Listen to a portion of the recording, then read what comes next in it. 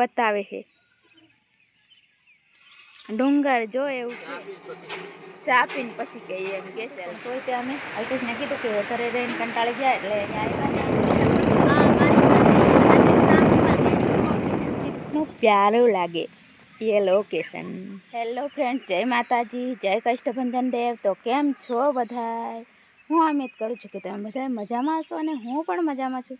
તો બધાને હાજરનારા રાખે ભગવાન એવી શુભેચ્છા આપું છું. તો સવારના ગુડ મોર્નિંગ. તો અત્યારે જાગી ગઈ છું અને ઝીમ ઝીણો વરસાદ ચાલુ છે એટલે આપણે કાંઈ બીજો કાંઈ કામ કરવાનો મેળ પડ્યો નહીં એટલે સફાઈ કરીને હવે આવતા રહ્યા બહાર. કેમ કે આપણે 2-3 દી પહેલાં મકાઈ વાવી હતી એ ઉગી કે નહીં પણ હજી કાંઈ દેખાતી નથી. તો નકરું ખડ દેખાય છે પહેલાં, પણ આ વાંધો નહીં.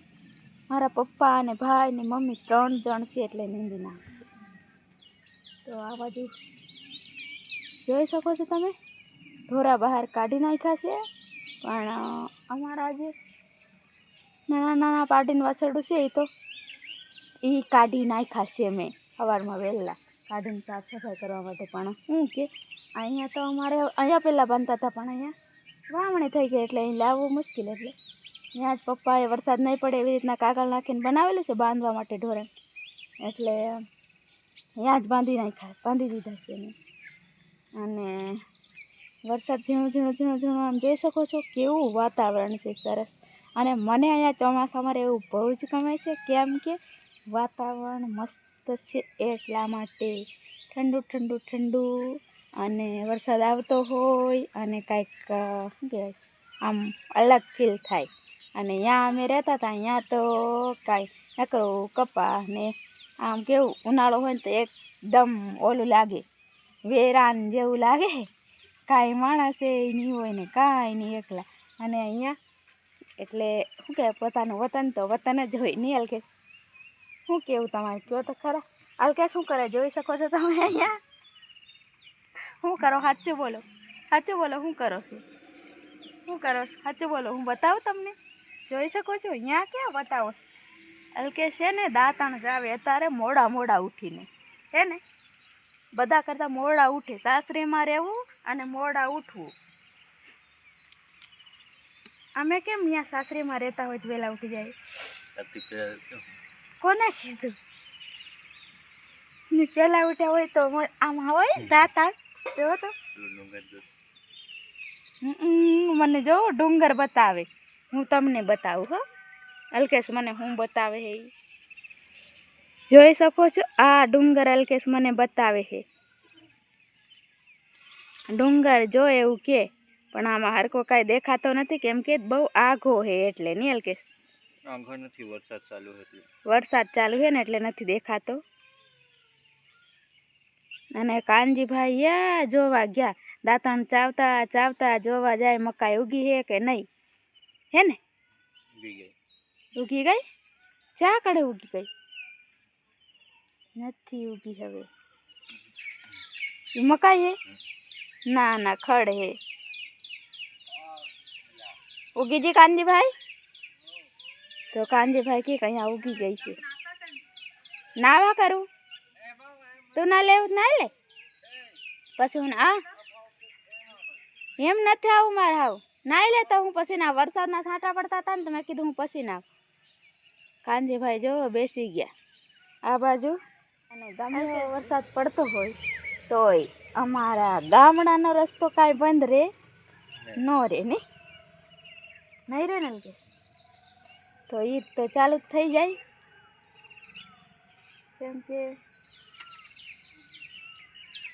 કાંઈ નહીં, હાલો હવે નાહી લઉં પછી ચા પાણી બનાવી લઉં નહીં. અને અહીંયા તો કાળી ચા પીવી પડે, ઘરેથી દૂધ લેવા જવું પડે. નકર અમારી ભેંસ હતી પણ ભેંસ શું કે અહીંયા મારી મમ્મીને હાથ દુખતો હતો ને તો બધું ખડ ને એવું નહોતું થઈ શકતું ને ધોવાનું ને એવું નહોતું થઈ શકતું. અને મારા પપ્પા ઘરે રહેતા નહોતા, બહાર આવ્યા જતા હતા એટલે મારા માસીના ઘરે આપી દીધી, હે ને કે એટલે. અને આજુબાજુના ઘરોમાં હોય પણ મારા દાદીના ઘરે હોય પણ ત્યાં લેવા જવું મને ન ગમે એટલે. ના, દાદીના ઘરે ભેંસ નથી, ગાય જ છે. અને અહીંયા કીડી બેને ખાવાનું ચાલુ કરી દીધી સવારમાં.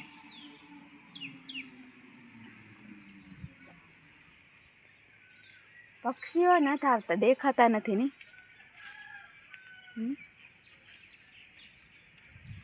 હે ધક્કો હું કામ મારો?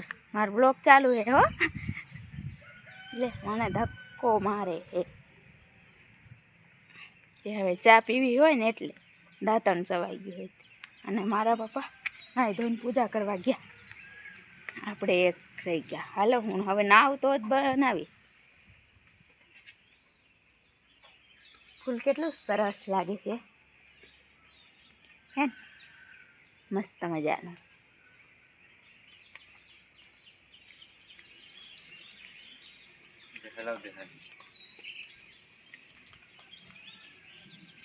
હાલો હાલ કે શું કરે હમણાં ખબર પડી જાય. શું કહેતા હતા કઈ? હાલો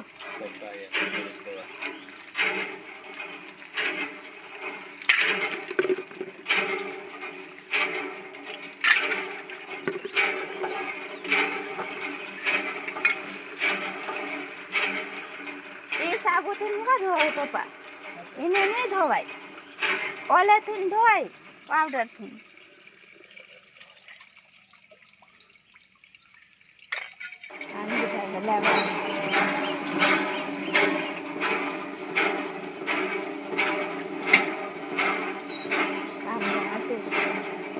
વરસાદ પડે હાલે આપણે નથી રહેવું અહીંયા, છાંટા પડે જ છે એટલે ફોન ઉપર પણ પડે જ છે. અહીં કે જો મોડું ધોવે અહીંયા ડંકી છે, અને અમારે અહીંયા ડંકી નો કે તમ કે, પણ હવે અહીંયા રહી અને મને થોડું ઘણું અહીંયાનું બોલતું આવડી ગયું, પણ હાવ ધીમે ધીમે આવડી જશે. કેમ કે અહીંયા હું મારા ગામમાં લગભગ 1 જ વર્ષ રહી છું, 1 નહીં 2 વર્ષ રહી, બાકી રહી નથી અહીંયા. એટલે થોડુંક બહાર ને બહાર રહેતી હતી ને એટલે નાની હતી ને ત્યારે મારા મમ્મી પપ્પા આગળ એ નહોતી રહી, મારી દાદી નાની આગળ, મારા મમ્મીના નાની આગળ રહેતી હતી. પછી થોડુંક સમજણ થઈ ન થઈ ત્યાં તો મારા બેન ભેગી હોસ્ટેલે મૂકી આવ્યા હતા. એ આ બાજુ આખી ઘોઘંબા બાજુ, એટલે અહીંયાની થોડી ઘણી ભાષા આવડતી હતી, પછી અહીંયાની નહોતી આવડતી. પછી થોડી આવડી અહીંયા તો પછી આ રાજકોટ બાજુ જતા રહ્યા, એટલે પછી કાંઈ આવડતી નથી. એટલે ઠીક થોડી ઘણી તો આવડે મને. હવે કાનજીભાઈનો વારો. આવી રીતના કંઈક મોઢું ધોવે છે બે.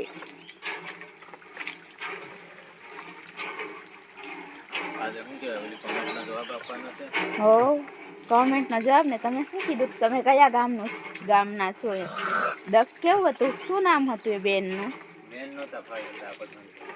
ધાનપુર ના હતા? તમને ક્યાંથી ખબર કે ધાનપુર ના છે? લક્ષ્મી મોરી હતા?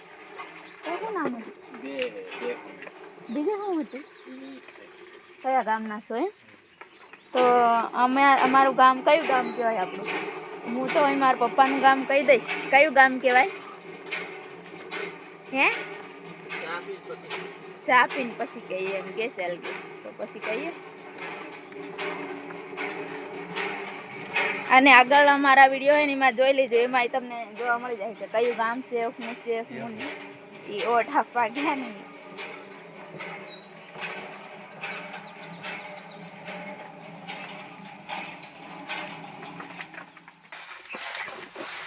તો દાળ ભેડી નાખી છે. ઘરે નાની ઘંટુલી તો મૂકી દીધી, એક જગ્યાએથી બીજી જગ્યાએ લઈ જાય એવી છે ને, પણ ભૂલાઈ ગયું બ્લોગ શૂટ કરવાનું. અને આ મેં નથી ભેડી, મારા પપ્પાએ ભેડી દીધી, કારણ કે મને તો આવડતું નથી ફેરવતું, નીચું કરવાનું હોય નહીં. એટલે આટલી થોડીક ભેડી નાખી અત્યારે, કેમ કે વરસાદ છે ને એટલે શેણા પછી કળવાઈ જાય જાજી ભેડી નહીં, એટલે આ થોડીક ખાવા પૂરતી ભેડી નાખી અને હું સાફ કરી નાખી. પણ મારા પપ્પાએ આખા ચણા પાડી દીધા, નીકાળવા પડ્યા, મારે અલગ અલગ કરવા પડ્યા. અને હવે સાફ કરી દીધું તો આ આપણે પાટીને આપી દઈશું ને. અને આ દાળ ખાવા. અને આજે બનાવવાનું શું બનાવવાનું છે? ચણાની દાળ છે, એટલે ચણાની દાળ અને એની ભાજી ખાય પપ્પા ઉવાડિયાની ની પેલી શાક શું કે ફાંગ ભાજી કરવાની. ફાંગ દાળ, ચણાની દાળ અને ફાંગની ભાજી બે મિક્સ કરીને બનાવવાની ની. આ અમારું ગામડાનું દેશી ભોજન કહેવાય. મકાઈનો રોટલો અને ફાંગની ચણાની દાળ, ફાંગની ભાજી મિક્સમાં બનાવે એટલે અમારા ઘરડા એવું ખાતા અને જાજુ જીવતા ની.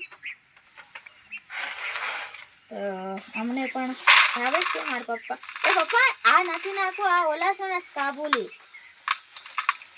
આને દાળ નો ખાવી લાગે પપ્પા, શાક કરવાનું હોય.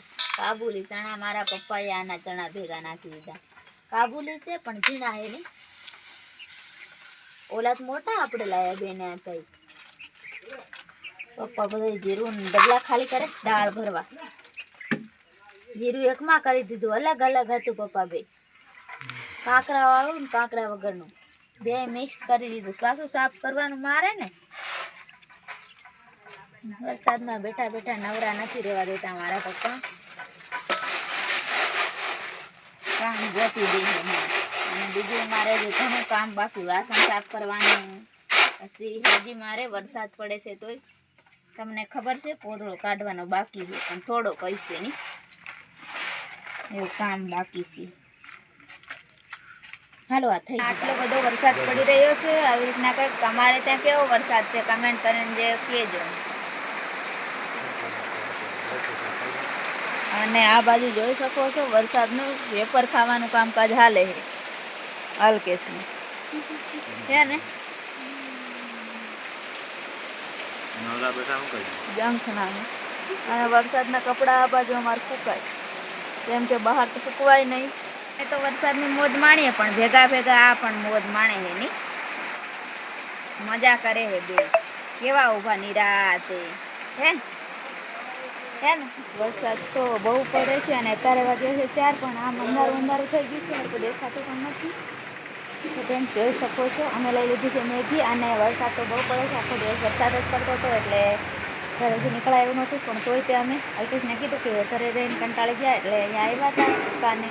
તો લઈ લીધી છે મેગી અને અલ્કેશ પાસે પેટ્રોલ પુરાવવા માટે.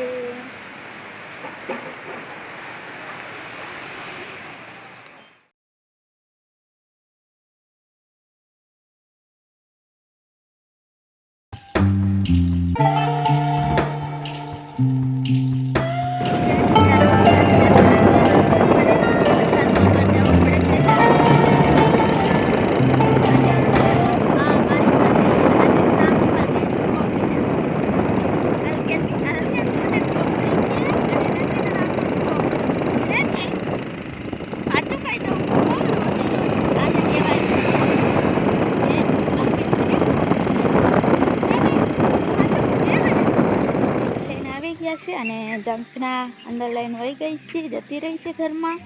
તો હું કહું અમારે આ કેટલો બધો વરસાદ પડ્યો હું તમને બતાવું. ચાયડા ભરાઈ ગયા છે ડાંગર વાવવાના. જોઈ શકો છો કેટલું બધું પાણી ભરાઈ ગયું છે અમારા ચાયડામાં. અને આ ડાંગર વાવવા માટે હવે ડાંગર વવાઈ જશે.